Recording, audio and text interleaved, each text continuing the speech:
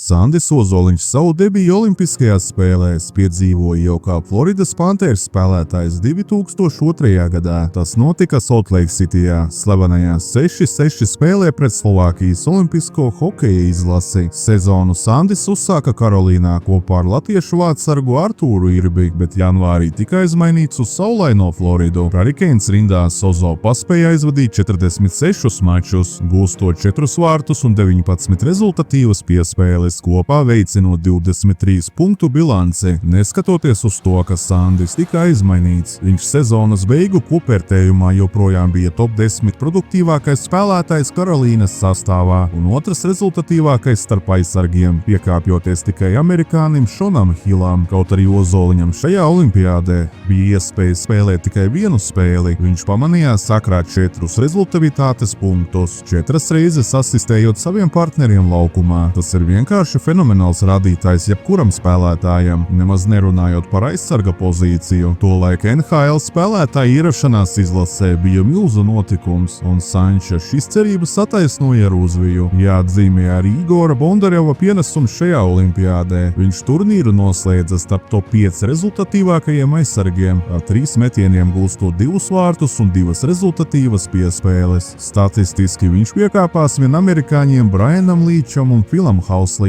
kā arī zviedru izcilniekam Niklasam Lindstrēmam. Latvija 2002. gada olimpiādi noslēdza 9. vietā ar 20 gūtiem un 14 ielaistiem vārtiem, bet olimpisko zeltu izcīnīja Kanādas hokeja valstsvienība. Šim 2002. gada modelim vidējais vecums pārsniedza 29 gadus, kļūstot par 4. vecāko komandu turnīrā. Augums bija nedaudz virs 181 cm, bet kopējais spēlētājs svars 87,52 kg.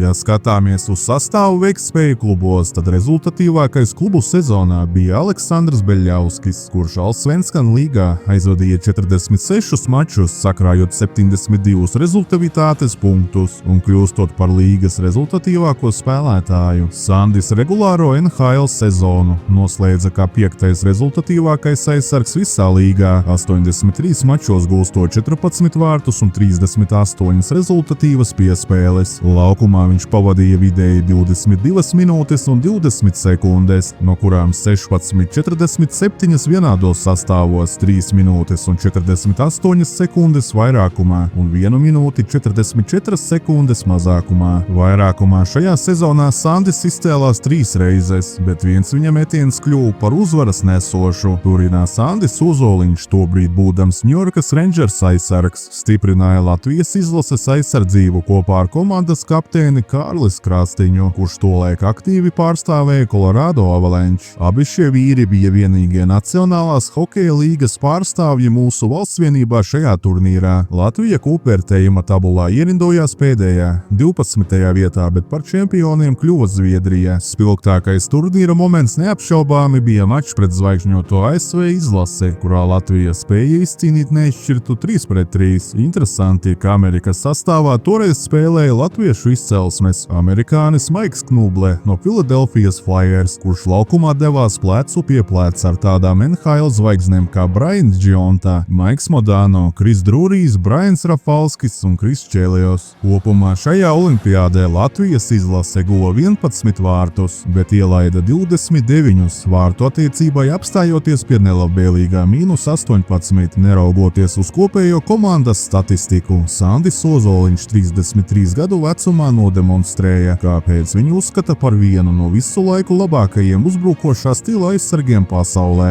Būt starp olimpiādes top 5 rezultatīvākajiem aizsargiem turnīrā, kurā tava komanda ieņem pēdējo vietu, ir atzīstams rādītājs, kas tikai pierāda viņa individuālo meistarību un spēju pielāgoties dažādiem apstākļiem laukumā. Sandis šajās 5 spēlēs bija izlases rezultatīvākais aizsargs un otrs labākais punktu guvējs komandā, gūstot 1 vārtus, izdarot 3 piespēles, veicot 9 metienus pa pretinieku vārtiem. Pēc tam, kad 2010. gada spēles Vankūverā Sandis izlaida, 2014. gadā viņš savu nostāju mainīja. Uz Soču olimpiskajām spēlēm viņš devās kā Latvijas izlases kapteinis, paralēli pildot arī Rīgas Dinamo kapteiņa pienākumus. Lai gan šajās 5 spēlēs Ozoliņš punktu ziņā palika sausā, viņa pienesums ģērbtuvē un laukumā bija neatsverams.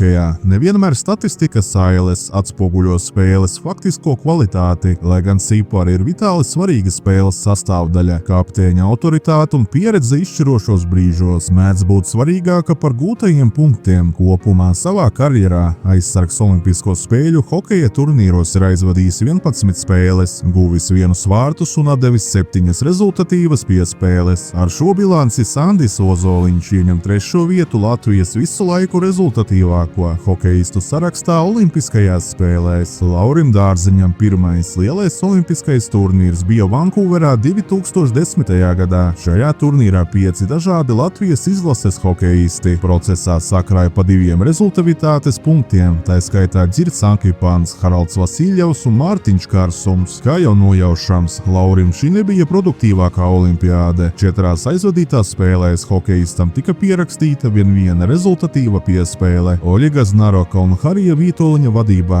komanda ieņēma 12. vietu ar kopējo vārtu attiecību -16. Latvijas hokeja izlase visā turnīrā spēja gūt tikai 6 vārtus. Šajā rādītājā apsteidzot vienīgi Vācijas hokeistus, kuriem kopumā bija 5 gūti vārti un -15 kopējā bilance. Par šī turnīra rezultatīvāko hokeistu 35 gadu vecumā kļuva Pāvils Demitra ar 23,1% metienu realizāciju, 7 spēlēs sakrājot 10 rezultatīvitātes punktus. Otro vietu ar 9 punktiem ieņēma vēl viena Slovākijas hokeja leģenda Marians Hossa. Top 10 rezultatīvāko spēlētāju sarakstā toreiz dominēja 5 kanādieši – Jonatans Teivs, Sidnijs Krosbijs, Džeroms Eginla, Denijs Hitlijs un Rajans Gēclavs. Tieši Kanādas hokeisti 2010. gadā triumfēja finālā, apspēlējot ASV valsts vienību. Sočos Lauris Dārziņš jau pildīja komandas asistenta pienākumus kopā ar Oskaru Bārtoli, palīdzot izlases kapteinim Sandim Ozoliņam. Teda Nolana vadībā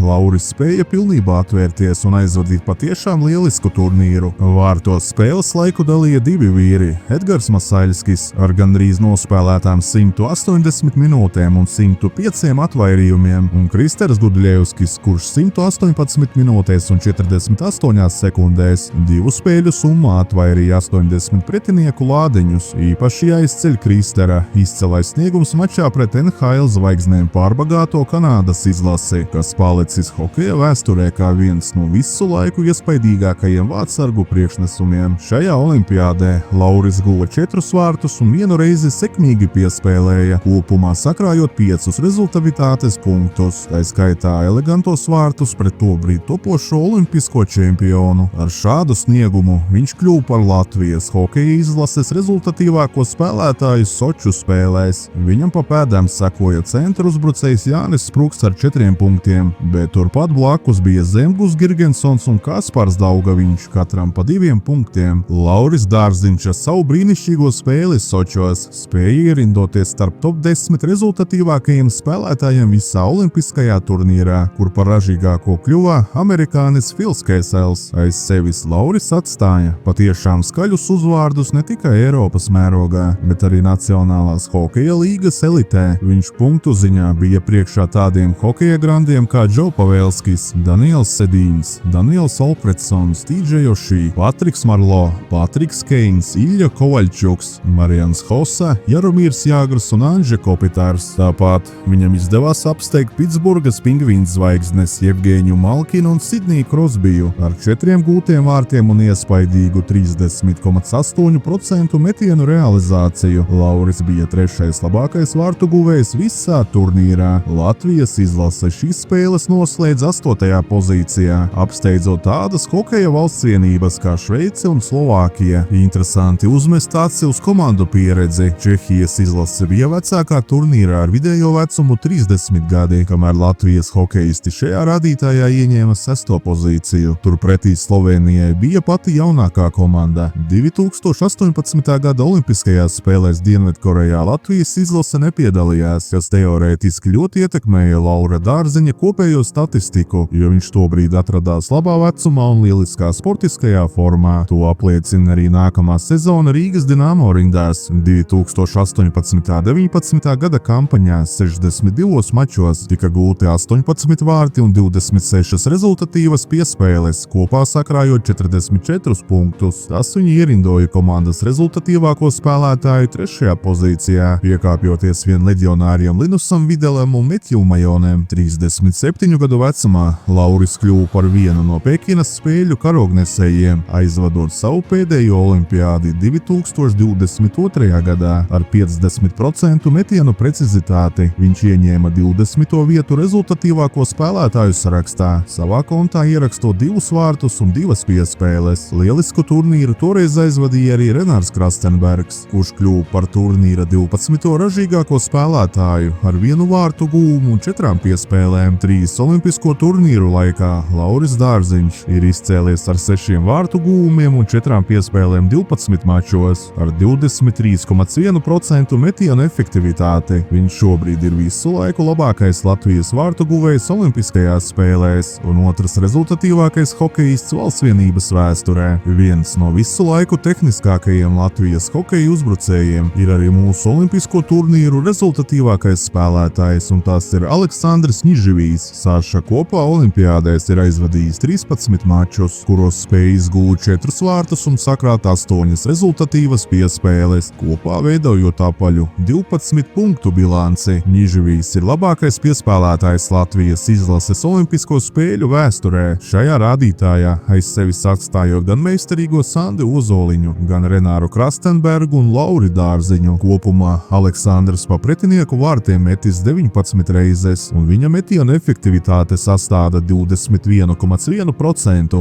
2002. gadā Salt Lake Cityjā Saša ar 5 punktiem, 2 vārti un 3 piespēles rezultatīvitātes ziņā atradās līdzās pašam Jaromīram Jāgram. Tajā turnīrā viņš aiz sevis atstāja tādas pasaules mēroga zvaigznes kā Danielu Alfredsonu, Džeremiju Roneku un Mārtinu Havlātu. Viņa statistika bija iespaidīgāka nekā kanādiešiem Džeromam Iginlam, Simonam Gaņē un Polam Karijam, kā arī Krievijas hokeja zvaigznēm Aleksejam Kovaļovam, Sergejam Fjodorovam, Pāvelam Burē. Par somu leģendas Teemu Selonē un Oli Jokinens tajā gadā palika Niživijēnā. Aleksandra hokeja IQ ļāva viņam atrast piespēļu līnijas tur, kur citi redzēja tikai aizsargu barjeras. Viņš spēja spēlēt savu spēli neatkarīgi no tā, vai pretī stājās NHL zvaigznes vai Eiropas klubu meistari. Īpaši spilgti Aleksandrs nospēlēja pret Slovākiem, gūstot vārtus un asistējot, bet spēlē par 9. vietu 8449 skatītāju klātbūtnē. Viņš izcēlās ar vārtu gūmu pret Ukrainas izlasi. Pēc 4 gadiem Turīnā